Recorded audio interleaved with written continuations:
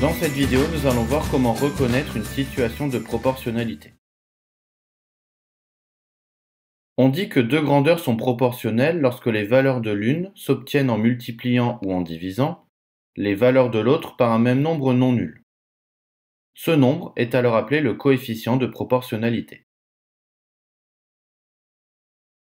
Nous allons essayer de voir si ces deux tableaux sont des tableaux de proportionnalité. Pour le premier tableau, on va donc chercher quel nombre faut-il multiplier par 1 pour trouver 1,20, quel nombre faut-il multiplier par 2 pour trouver 2,40, etc. Cela revient alors à effectuer les quotients suivants.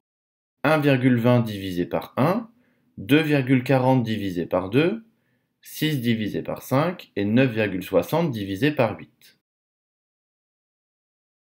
On obtient à chaque fois un quotient de 1,2. Cela signifie que tous les nombres de la seconde ligne du tableau s'obtiennent en multipliant tous les nombres de la première ligne par 1,2. Par conséquent, comme les quotients sont tous égaux, alors ce tableau est un tableau de proportionnalité. Le coefficient de proportionnalité de ce tableau est donc de 1,2. Le nombre de stylos achetés est alors proportionnel au prix payé. Passons au second tableau. Comme pour le premier tableau, on effectue les quotients suivants. 100 divisé par 4, 120 divisé par 8, 162 divisé par 15 et 178 divisé par 20. Lorsque l'on effectue les deux premières divisions, on constate que l'on obtient deux quotients différents.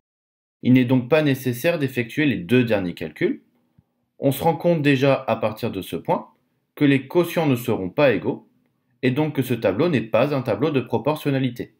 C'est-à-dire que l'on ne peut pas multiplier tous les nombres de la première ligne par un même nombre pour obtenir les nombres de la seconde ligne. L'âge d'un être humain n'est donc pas proportionnel à sa taille.